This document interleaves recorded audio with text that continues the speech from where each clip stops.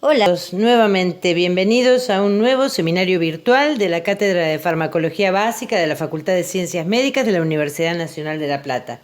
Ya saben mi nombre, que es Nora Duimovich, y en esta oportunidad vamos a trabajar con un seminario que cierre el módulo de farmacocinética. A este seminario lo vamos a denominar el seminario de dosificación. Cuando nosotros decimos que vamos a dar cierre al módulo de farmacocinética, queremos decir que vamos a empezar a utilizar todos los conocimientos teóricos aprendidos en los seminarios y en los trabajos prácticos anteriores para comprender el cómo y por qué de las distintas pautas de dosificación. Y vamos a tratar de aprender las herramientas para diseñar esas pautas de administración. En muchas oportunidades hemos observado en amigos, en compañeros de la facultad, en familiares que hayan sido tratados por diversas enfermedades, las distintas maneras de recibir los tratamientos para esas patologías. Por ejemplo, a X le dijeron que tomara un comprimido cada 6 horas. A mi vecino de arriba toma desde hace años un comprimido por día. A fulano lo internaron, le pusieron una vía con un suero que tenía el fármaco y se lo inyectaron a lo largo de todo el día, gotita por gotita, y pobre, casi que no pudo mover el brazo. Y ponele a otro, le dieron una inyección intramuscular y le dijeron que desde ahora en más se va a tener que administrar esa misma inyección una vez por mes de por vida. Claro, acá vimos distintas pautas de administración, pero no dijimos cuáles eran las patologías que tenían. Bueno, cuando nosotros planeamos el uso racional de los medicamentos, se requiere hacer un diagnóstico correcto, conocer adecuadamente el curso natural de la enfermedad y sobre todo la fisiopatología, es decir, cómo se produce esa enfermedad, para poder seleccionar un fármaco que sea eficaz para modificar esa fisiopatología y recién ahí poder diseñar una pauta de administración que consiga la máxima eficacia con el mínimo riesgo. Para que una droga ejerza su acción terapéutica debe alcanzar una concentración efectiva en el lugar de acción, en la biofase, y debe mantenerse dentro de ciertos márgenes en ese nivel, en esa concentración, durante todo el tiempo que sea requerido por la terapia. Es bien sabido que todavía nos resulta imposible conocer con exactitud la cantidad de fármaco que hay en la biofase cuando se produce un efecto, porque esa cantidad es un dato prácticamente imposible de medir. Pero teniendo en cuenta que el equilibrio que se establece entre la droga en la sangre y la droga en los diferentes compartimentos tisulares, nosotros podemos aproximarnos a conocer esa cantidad de fármaco en la biofase teniendo en cuenta la cantidad de fármaco que hay en la sangre, es decir, la concentración plasmática que se alcanzó cuando se estableció un efecto. Así, a partir de este momento, nosotros no nos vamos a referir más a concentración de droga en la biofase, sino que vamos a referirnos directamente a la concentración plasmática del fármaco como representativa de esa concentración en la biofase. Entonces, a ese nivel, a esa cantidad, a esa concentración plasmática que se necesita alcanzar para observar un efecto de una droga, la vamos a denominar concentración plasmática efectiva mínima. Es una concentración, un nivel, una cantidad por debajo de la cual no se observa acción terapéutica. Pero atención, porque las drogas también pueden presentar efectos tóxicos. Y estos efectos tóxicos se van a manifestar siempre y cuando se logre superar un nivel, una concentración a la que vamos a denominar concentración tóxica mínima. Es decir, un nivel por encima del cual se producen efectos tóxicos. En la siguiente gráfica característica del capítulo de farmacocinética vamos a observar un eje de coordenadas en los que graficamos en ordenadas la concentración plasmática de la droga y en abscisas el tiempo. Así entonces vamos a marcar una primera línea de concentración efectiva mínima y una línea superior de concentración efectiva máxima, o si a partir de ese nivel se empiezan a observar los efectos tóxicos, sería la concentración tóxica mínima. Después de la administración de un fármaco, por la vía que sea, se empiezan a observar aumentos crecientes de la concentración plasmática de ese fármaco, por la llegada de ese fármaco a la sangre. Recién cuando se pueda superar el nivel correspondiente a la concentración efectiva mínima, se va a poder observar un efecto.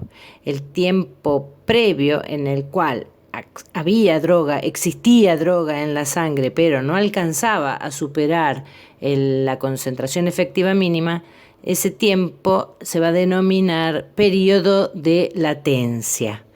La duración de la acción del fármaco se va a corresponder con todo el tiempo que el fármaco en la sangre se encuentre por encima de la concentración efectiva mínima.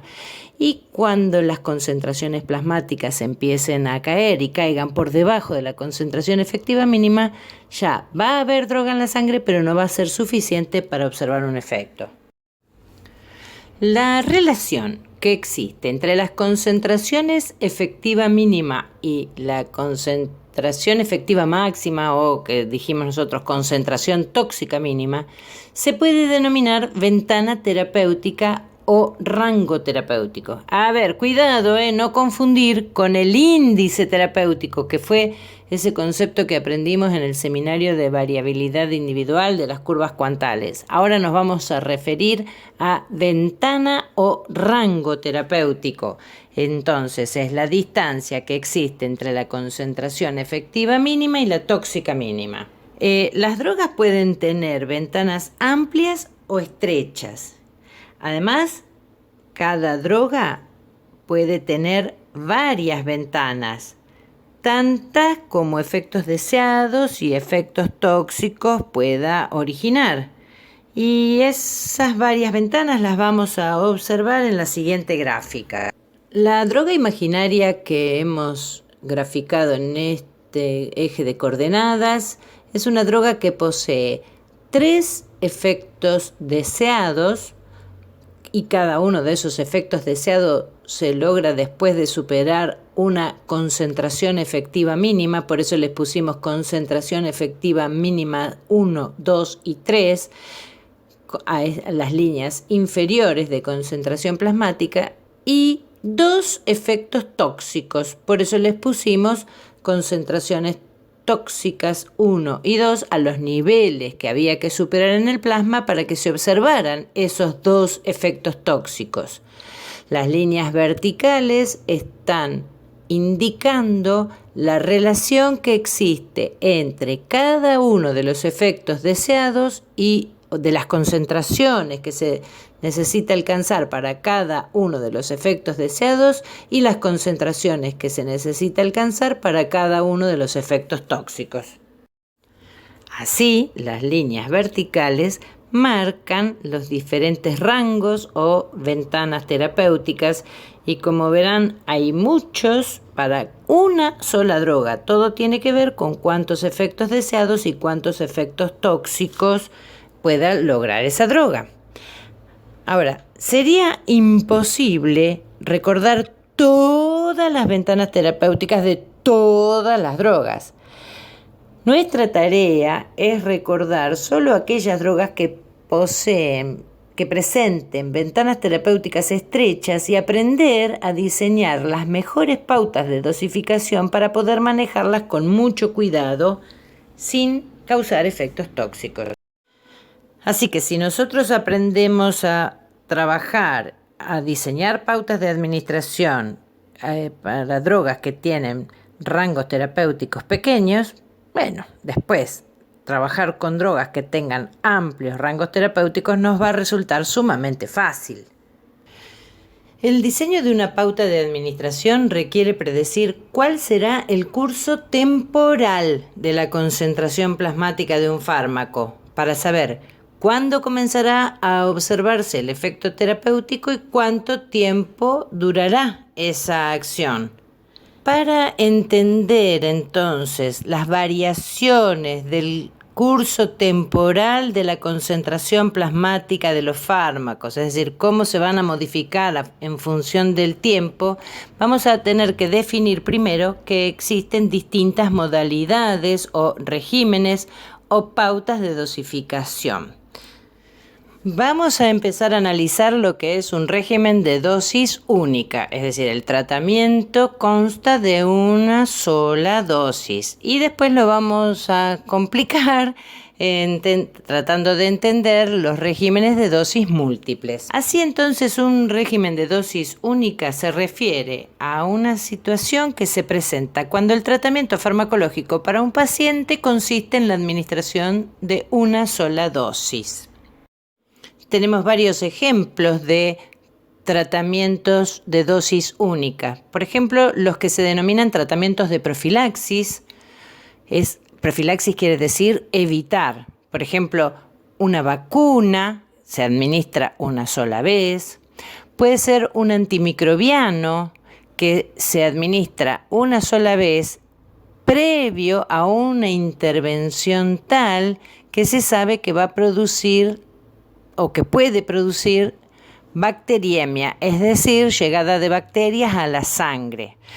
Muchas veces, ejemplo de esto lo hemos tenido yendo al dentista antes de la extracción de una muela, nos hace tomar un antibiótico sabiendo que en el momento en que va a remover la raíz de la muela, muchas de las bacterias que habitualmente están en la boca van a llegar a la circulación. Y otros ejemplos de regímenes de dosificación de dosis únicas son aquellos que corresponden a tratamiento de situaciones que ceden totalmente después de la administración de una sola dosis del fármaco.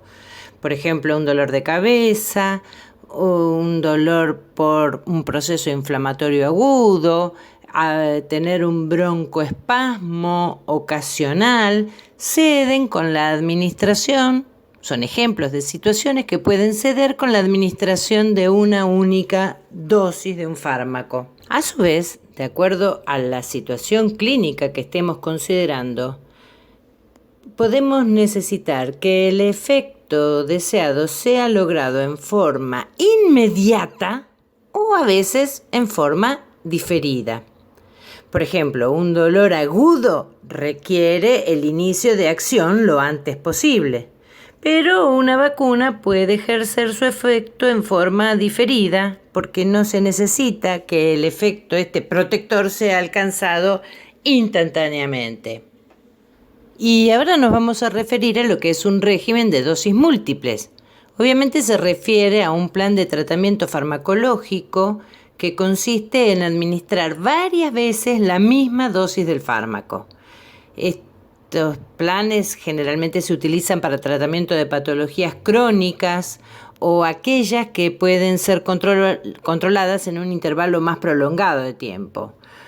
Vamos a dar ejemplos, tratamiento de la hipertensión arterial, un tratamiento anticoagulante oral en pacientes que presentan reemplazos de válvulas cardíacas, el tratamiento del dolor crónico producido por la inflamación crónica de las articulaciones en los pacientes que tienen artritis reumatoidea, el uso de anticonceptivos orales, son todos ejemplos de regímenes de dosificación de dosis múltiples. Y por último vamos a referirnos a lo que se denomina un régimen de infusión continua. Esto se refiere a la administración de un fármaco en un periodo de tiempo asignado que se mantiene generalmente durante 24 horas. Por ejemplo, la administración de los sedantes que se usan para que un paciente que esté bajo asistencia respiratoria mecánica, es decir, con respirador artificial, se adapte al ritmo de respiración puesto por la máquina. Vamos a volver a lo que es a analizar el esquema de dosis única. Esta dosis única puede ser administrada por vía intravascular o por cualquier otra vía que vamos a denominar extravascular. Esta administración de una dosis única de un fármaco se utiliza con carácter esporádico, por ejemplo, un analgésico o un hipnótico. También puede ser con carácter cíclico, por ejemplo, algunos tratamientos antineoplásicos repiten ciclos de dosis únicas, y especialmente para la administración de una dosis inicial con el fin de alcanzar con rapidez una concentración plasmática eficaz. Después de la administración de una dosis única en inyección intravenosa rápida, observamos que las concentraciones plasmáticas de la droga aumentan, alcanzan una concentración máxima y a partir de ese momento empiezan a disminuir. ¿Por qué caen las concentraciones plasmáticas de la droga? Bueno, primero porque ya no hay más nuevos ingresos de droga y porque empiezan a disminuir, porque empiezan a predominar los procesos de distribución, metabolismo y eliminación del fármaco. De los 3 responsables que nombramos de la caída de la concentración plasmática del fármaco, el que en primera instancia se considera más importante es la distribución, el volumen de distribución.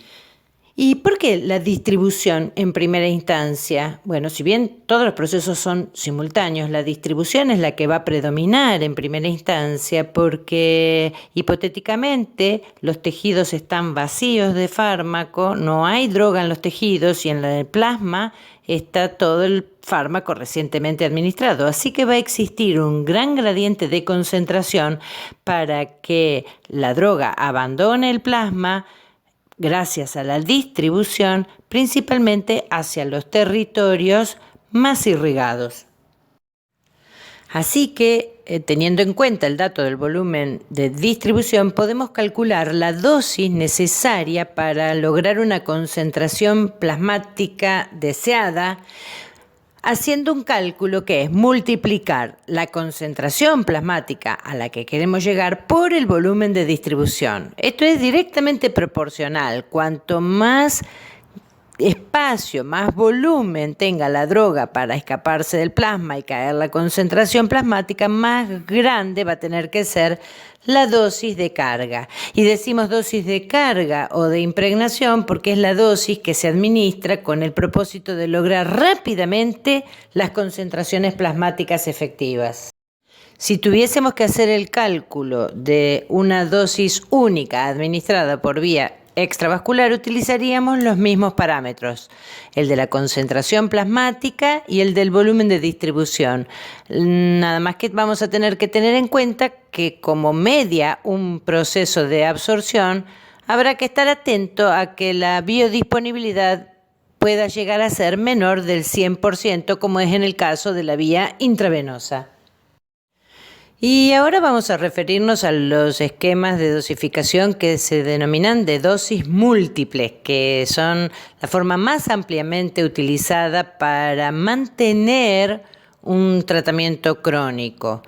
Ahora, ¿qué diferencia hay entre tomar varias veces dosis únicas repetidas o estar bajo un plan de régimen de dosificación múltiple?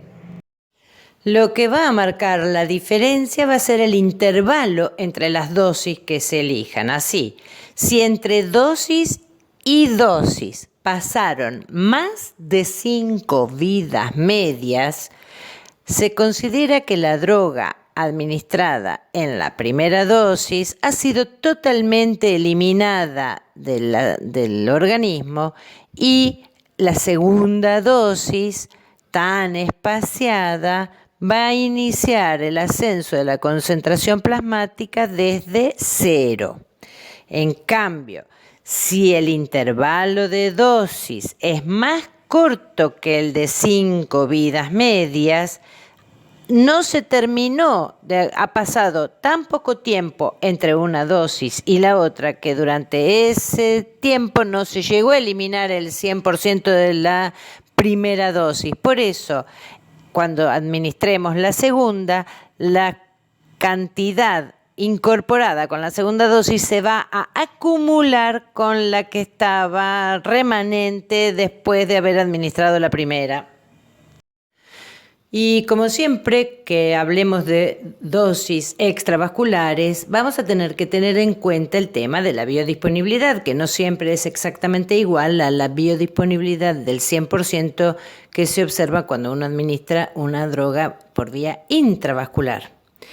Pero el resto de los parámetros van a ser similares. Hay un aumento inicial de la concentración plasmática porque predomina la absorción y luego una disminución porque predomina la eliminación. Así vamos a establecer la fórmula que se necesita para hacer un cálculo de la dosis de mantenimiento. Vamos a poner dos variables: la concentración plasmática en la que nos queremos mantener y el clearance del fármaco, que en este caso va a ser el responsable de intentar bajar esa concentración plasmática. Y entonces, otra vez, cuanto más grande sea el clearance, la depuración, la pérdida de droga de la sangre, más grande va a tener que ser la dosis de mantenimiento para mantenerse exactamente en esa concentración plasmática. Así que si nosotros administramos un plan de dosis múltiple que permita la acumulación de droga en el organismo, después de 4 a 5 vidas medias de eliminación, va a llegar un momento en que la cantidad de droga ingresada en el organismo y la cantidad de droga que sale del mismo van a tener el mismo valor. Así que la concentración plasmática que se va a alcanzar se va a denominar concentración meseta. Por supuesto que nosotros vamos a querer que nuestra concentración meseta se encuentre dentro del rango terapéutico y vamos a tener que estar atentos al no generar muchas fluctuaciones en la meseta, porque gracias a las fluctuaciones podemos pasar tiempo por debajo de la concentración efectiva mínima y no observar el efecto terapéutico, y también pasarnos por encima de la concentración tóxica mínima y tener un tiempo en el que se pueden desarrollar efectos tóxicos. ¿Cómo no pasarnos? ¿Cómo no tener fluctuaciones en la meseta? Bueno, una regla general básica para evitar una concentración excesiva de la concentración plasmática es utilizar un intervalo de dosis que coincida o que sea similar a la vida media de eliminación, lo que va a generar una fluctuación en el 50% más o menos a nivel de la meseta. Vamos a tratar de graficar qué es lo que está pasando dentro de la sangre cuando nosotros empezamos a administrar un esquema de dosis múltiples con intervalos iguales a los de su vida media de eliminación. Imaginemos, no importa cuánto es el valor de la vida media, pongamos 8 horas, 6 horas, bueno, vamos a hacer los intervalos de dosis, van a ser de 6 horas u 8 horas. Bueno, en esta gráfica vamos a observar en ordenadas la concentración plasmática y en abscisas el tiempo, y vamos a ir viendo cómo va cambiando a medida que nosotros vamos a ir ingresando dosis sucesivas a intervalos iguales al valor de la vida media. Por eso en abscisas, donde está graficado el tiempo, va a decir D1, D2, D3, D4, que son, y tienen una flechita, que son los momentos en los que vamos a ir administrando una droga. Vamos a administrar una dosis en el tiempo cero, la primera dosis. Eso va a hacer crecer la concentración plasmática. Y llegada el tiempo de la vida media, va a caer la concentración plasmática a la mitad. En ese momento le vamos a administrar la segunda dosis que va a hacer subir la concentración plasmática, pero no desde el cero, sino desde la cantidad que había en el plasma, que era la mitad de lo que había llegado con la primera dosis. Estamos haciendo una acumulación. Pasa una vida media y nuevamente la concentración plasmática cae a la mitad, y es en ese momento donde vuelven a pasar 6 horas y administramos una tercera dosis que otra vez sube la cantidad de droga en la sangre, pero no desde cero, sino desde lo que había antes. Y otra vez otra vida media y disminuye la concentración plasmática y volvemos a ingresar la cuarta dosis, y ya vamos viendo que la cantidad ingresada y la cantidad que salen son la misma, y estamos hablando de estar alcanzando la concentración meseta, con estas fluctuaciones que van hasta arriba y hasta abajo con una diferencia de un 50%.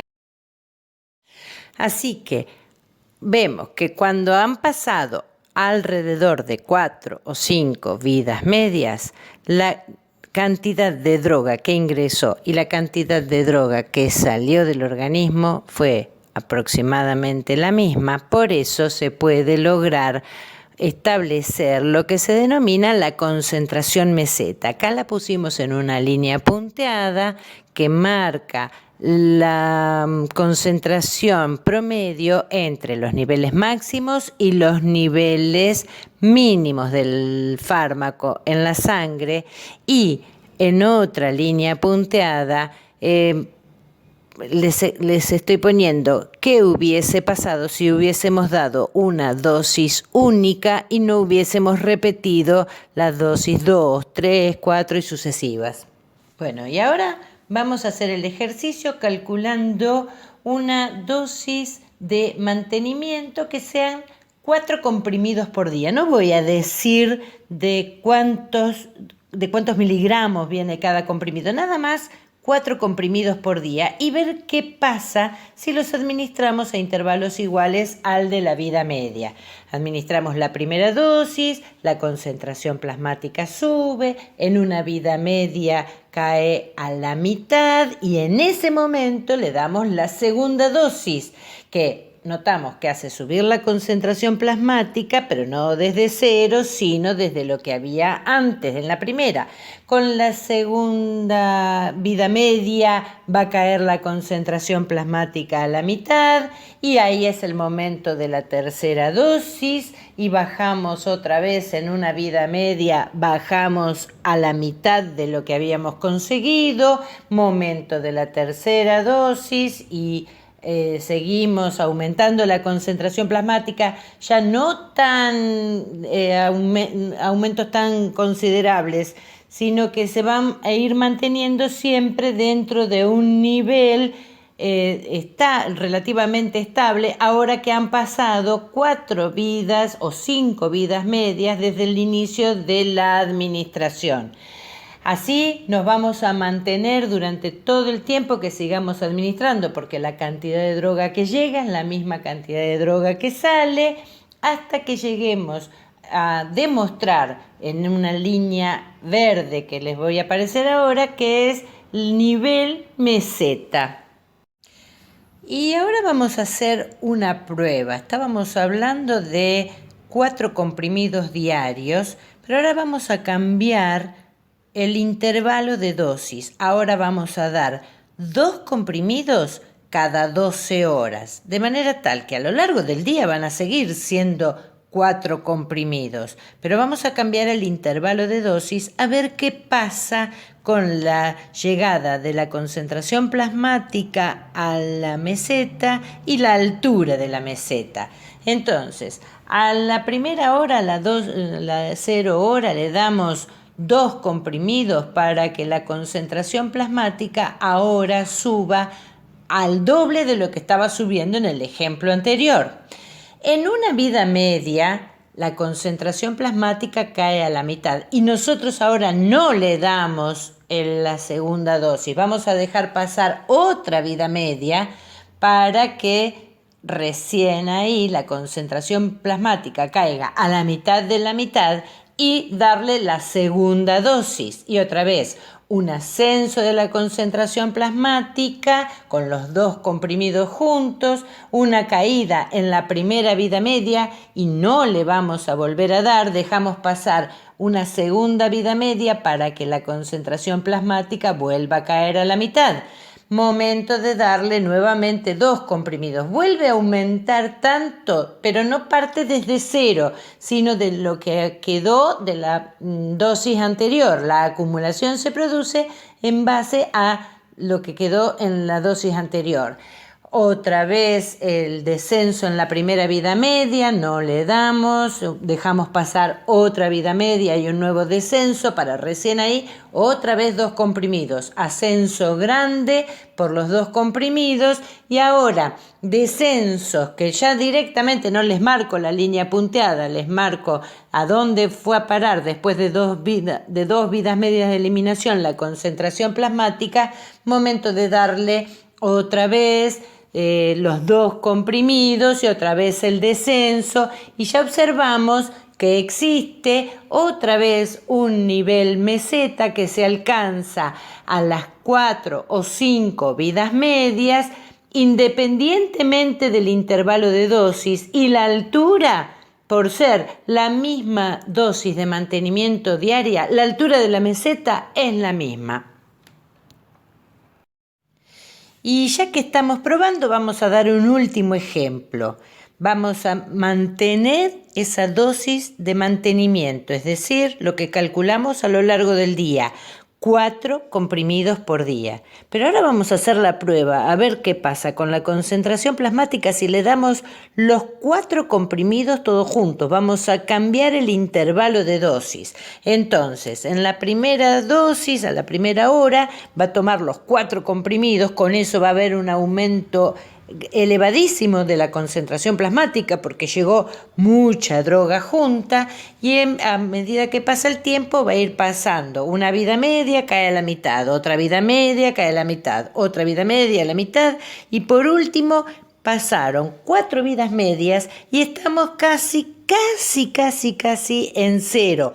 Pero dijimos que el 0 se alcanza entre la 4ª y la 5ª vida media, pero no llega al 0. En este momento, otra segunda dosis, ha pasado todo un día, de 4 comprimidos, con lo cual la concentración plasmática nuevamente aumenta y otra vez van pasando las vidas medias, la concentración plasmática cae siempre a la mitad, a la mitad, a la mitad y otra vez casi que llega a 0. Después ustedes sacan las cuentas mirando los números de concentración plasmática que están ordenadas, van a ver que no les miento, que siempre se alcanza, están marcando los puntos la mitad de la mitad de la mitad de la mitad y en la última ingesta de 4 comprimidos hace crecer otra vez la concentración plasmática y no le vamos a repetir hasta que pasen 4 vidas medias. Bueno, ¿qué pasó con el nivel meseta? Juntemos los puntos, está a mitad de camino entre las concentraciones máximas y mínimas.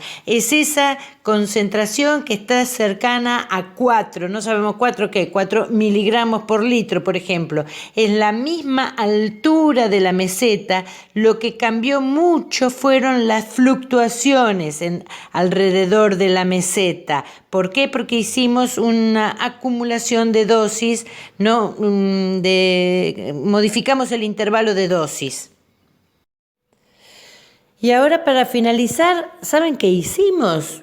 Pusimos las 3 pautas de dosificación, las 3 curvas que se fueron logrando de las distintas pautas de dosificación, una encima de la otra. Ahí en esa misma gráfica están la primera de la administración cada 6 horas, un comprimido cada 6 horas, total 4 comprimidos por día. La segunda pauta de administración que tiene 2 comprimidos cada 12 horas, total 4 comprimidos por día. Y la tercera pauta de dosificación, los 4 comprimidos juntos una sola vez por día, total 4 comprimidos por día. Están los 3 perfiles y sus 3 mesetas que, bueno, particularmente no nos salieron exactamente en el mismo nivel, pero ustedes tienen que creerme que las 3 mesetas están en el mismo nivel. ¿Qué fue lo que cambió? ¿La dosis diaria? No, la dosis diaria fue siempre 4 miligramos. Cambió el intervalo de dosis y por lo tanto cambiaron las fluctuaciones en la meseta. Las mesetas son iguales y lo que cambiaron fueron las fluctuaciones en la meseta. Ahora bien, se han alcanzado concentraciones tóxicas, ha estado siempre dentro del rango terapéutico. Nunca marcamos, en ninguna de las 3 marcamos el rango terapéutico. Ahora lo vamos a marcar para saber si en algún momento, con alguno de los regímenes de dosificación, estuvimos por fuera del rango terapéutico. Bueno, y entonces para entender esto de si estuvimos o no dentro del rango terapéutico, hemos marcado 2 líneas, una línea inferior un poquito más corta, que es la que está a la altura del 1.2 aproximadamente miligramos por decilitro o por litro, y es la que marca la concentración efectiva mínima, y una línea superior a la altura de 6 miligramos por litro que marca la concentración tóxica mínima.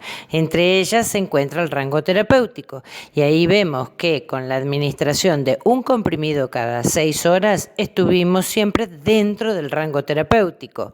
En el caso de la administración de 2 comprimidos cada 12 horas también nos mantuvimos dentro del rango terapéutico, pero cuando elegimos el esquema de dosificación de 4 comprimidos juntos una vez por día, intentando alargar lo más que se pudiera el intervalo de dosis y hacer una sola toma diaria, hubieron momentos en los cuales nos pasamos de la concentración tóxica mínima y se pudieron haber establecido efectos tóxicos, a pesar de que las 3 mesetas estaban dentro del rango terapéutico. Bueno, y después de tanto lío, después de agrandar tanto los intervalos de dosis, vamos a hacer el camino opuesto. Vamos a achicar el intervalo de dosis lo más que se pueda, pero ya no lo vamos a poder hacer por otra vía que no sea la vía intravenosa, porque en la vía intravenosa, si ponemos un suero que contenga la droga, vamos a hacer entrar gotita por gotita, tic, tic, tic, van a entrar pequeñas cantidades de la droga y no va a haber tiempo entre la llegada de una gotita al plasma con la siguiente gotita, no va a haber tiempo para eliminar nada, así que los descensos van a ser muy chiquititos, imperceptibles, tanto los ascensos de la concentración plasmática como los descensos. Entonces, se observa casi una línea continua que si la pudiésemos mirar con una lupa se vería unos serruchitos muy chiquititos de pequeñísimos ascensos y pequeñísimos descensos y un intervalo entre ascenso y ascenso tan chiquitito que se vería casi como una línea recta como la que estamos mirando ahora. Así que esta gráfica de concentración-tiempo que parece mentira, empieza desde abajo, desde cero, como decimos nosotros, corresponde a la administración intravenosa de drogas en infusión continua. Sí, es endovenosa. Bueno, ¿y cuál es la ventaja de tener a alguien internado con un suero que le vaya cayendo gotita por gotita a lo largo del día, toda la dosis? ¿Para qué usamos el régimen de infusión continua? ¿Para cuándo nos es útil? Bueno, básicamente nos sirve para poder administrar drogas que tienen un rango terapéutico muy estrecho. Las concentraciones efectiva mínima y tóxica mínima están muy cerca. No podemos darnos el lujo de tener fluctuaciones en la meseta, porque podríamos estar o por debajo de la concentración efectiva mínima y perder efecto, y también podríamos estar por encima de la concentración tóxica mínima y observar efectos tóxicos. Y bueno, hasta aquí llegamos. Hemos tratado de darles un panorama de las distintas pautas de dosificación de los fármacos, tratando de explicar las ventajas y las desventajas de cada una, las distintas vías de administración, los distintos cálculos que tenemos que hacer, cómo evaluar los distintos intervalos de dosis, hablar del rango terapéutico. Bueno, todos estos conceptos de este video van a estar también en un PowerPoint que va a estar en el entorno educativo para que ustedes puedan aprovecharlo y seguir mirando el video y analizando los conceptos en el dibujo del PowerPoint. Los miran, los escuchan, los estudian y bueno, las dudas las vamos a aclarar en los distintos trabajos prácticos. Estudien mucho y quédense en casa.